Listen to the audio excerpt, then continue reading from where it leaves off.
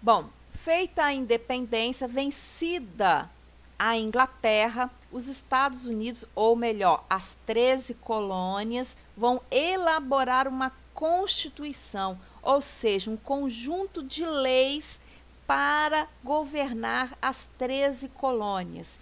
Isso vai acontecer em 1787, tá? Bom, o que vai ter nessa Constituição? Essa Constituição ela é muito importante porque é a primeira Constituição que vai ser elaborada, né? Até então nós não temos uma Constituição no mundo. É a primeira Constituição que vai ser elaborada. E essa Constituição vai dividir, vai dizer que os poderes de um país vai ser dividido em três: poder executivo, legislativo e judiciário. Então, as 13 colônias vai ser a primeira região a dividir os poderes: poder executivo, legislativo e judiciário. O poder executivo vai ficar a cargo do presidente, que vai ser eleito durante 4 anos, responsável por organizar o comércio, por manter o exército e administrar as terras públicas. O poder judiciário, ele é responsável pela Suprema Corte, vai ser responsável pelo julgamento, pela interpretação das leis, é quem julga. E o poder legislativo são aqueles que vão elaborar as leis pelos membros das câmaras dos representantes, né, e do Senado. Eles vão convocar a população, que vão eleger esse Senado, e é esse Senado que vai elaborar estes votos, tá? No entanto, nem todos podiam votar, tá? Nem todos, vai depender da renda, vai depender se você tem dinheiro ou não, vai depender do seu gênero, se você é masculino ou feminino, se você for mulher você não pode votar, índio também não pode votar. Então a Constituição dos Estados Unidos, ela vai ser muito inovadora. É certo que ela é muito inovadora, mas algumas coisas ela ainda vai ficar atrasada, né?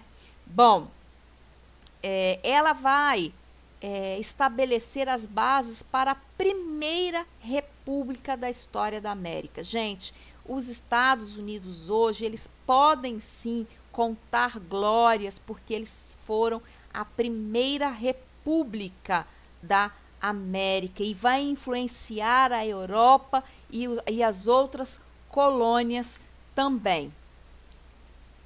O Estatuto dos Direitos. Em 1791, alguns governantes vão apontar algumas necessidades para incluir nesta Constituição, chamadas de emendas, né, importantes.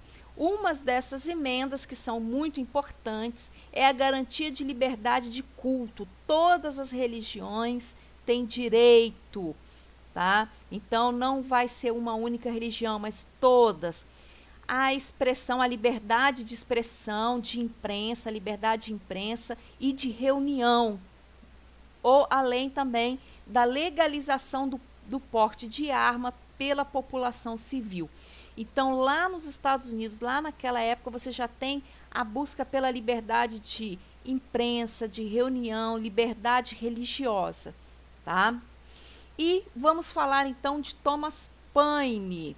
Quem foi Thomas Paine? Ele foi muito importante na independência dos Estados Unidos. Ele nasceu na Inglaterra e trabalhou como cobrador de comércio. Ele vai mudar então para a Pensilvânia e vai publicar vários artigos defendendo o fim da escravidão e a libertação imediata do domínio inglês. Então ele é importante, é uma pessoa que vai escrever e seus escritos serão muito importantes. Durante a Guerra de Independência, ele vai se alistar e ele vai lutar, vai motivar moralmente os soldados, tá? Bom, e nós vamos falar aqui sobre as contradições da independência. A primeira contradição, gente, é a manutenção da escravidão. Vai ocorrer a independência dos Estados Unidos, A Constituição fala de liberdade, liberdade de expressão, liberdade de imprensa, liberdade de religião, mas não fala de liberdade de escravidão. A escravidão continua. E, além disso, nós temos o massacre dos índios. Então, a partir da independência dos Estados Unidos, nós temos aí um grande massacre dos índios e um aumento muito grande também da escravidão. É a contradição da independência. Liberdade para quem, né? Liberdade para os escravos? Não. Liberdade para os índios? Não. Liberdade somente para os colonos brancos, tá? E nós vamos continuar na próxima videoaula falando sobre os africanos na América do Norte.